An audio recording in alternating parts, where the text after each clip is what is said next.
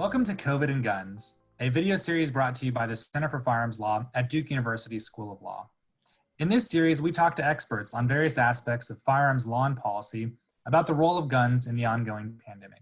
I'm Jake Charles, the Executive Director of the Center, and I'm joined today by Jeff Swanson, Professor in Psychiatry and Behavioral Sciences at Duke University School of Medicine, and I'm proud to say, also a faculty affiliate of the Center. Thanks for joining us today, Jeff.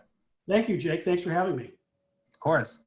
So let me ask you, first of all, can you just tell us a little bit about how you approach the study of firearms? What's your kind of methodological approach or perspective?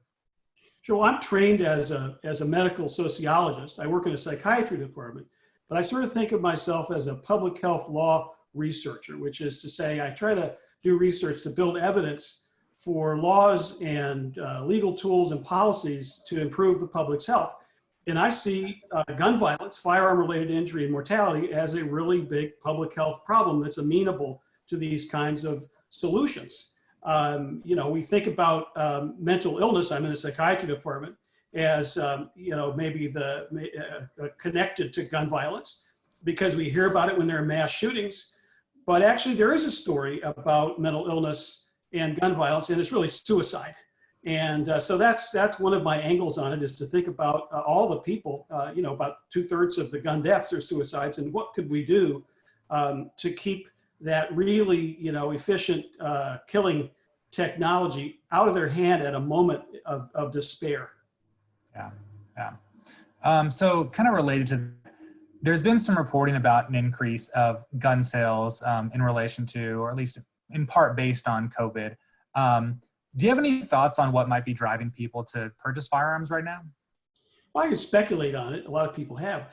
What we know about patterns of firearm acquisition and ownership in our country is that there's a group of people who just like guns, and they like to own them and collect a lot of them. So they might be buying guns now for the same reason that people are stocking up on other things, like buy a lot of toilet paper because you're worried about the supply. You think maybe there won't be any guns to buy if the manufacturers have to slow down or whatever. That's one group. Then I think there are people, who are kind of a little bit on the fringe and, have this kind of survivalist idea that the world might be coming to an end. And now all of a sudden it looks like, well, maybe it might really be coming to an end. And so they think, well, let's, have guns, to defend ourselves when law and order breaks down. And then there's kind of a group, I think, in the middle who are a little bit worried about maybe an increase in crime because there are going to be so many people unemployed, and kind of the fabric of the community might be fraying out there. And so, people who think that you need guns to protect yourself, they might want to get guns for that reason. And then finally, I think there might be a group of people, maybe a little bit more of a politically nuanced argument, who think maybe there's going to be a big change, come November, and the Democrats are going to win the election and repeal the Second Amendment, like people were worried about, during the Obama presidency, and you had people buying guns like for that reason. Yeah. So since you study behavioral health and those kind of aspects of people's use and views of firearms, do you have any special concerns about firearm ownership or firearm access in times like this? Well, we do know that, one of the big factors in suicide deaths is access to firearms.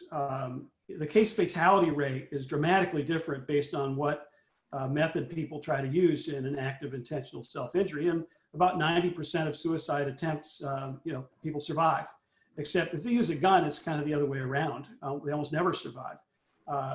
People, point at the brain, and it's a catastrophic instant, injury. So what that means is that if people have access to a gun at a moment of hopelessness or, intoxicated despair, an impulsive act, we know sometimes suicidal risk is fleeting and it's impulsive.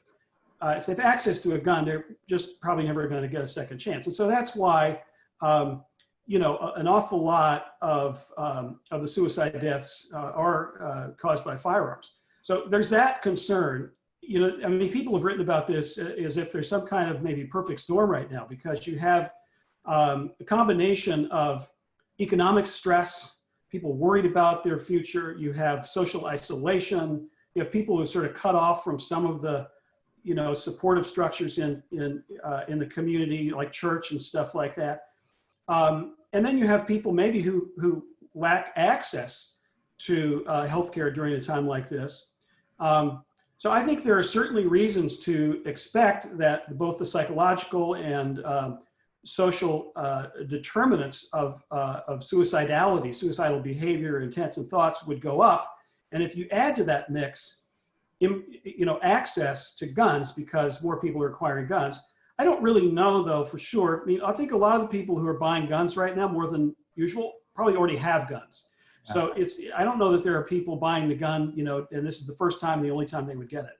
So those are some speculations, but I really believe that this is an opportunity for us to study suicide, as social scientists back to Durkheim have done, and to try to understand, because we don't, we think of it as a mental health problem, but only about half of the attributable risk of suicide in men is really related to psychopathology. The rest of it is all these other kinds of things, in the social environment.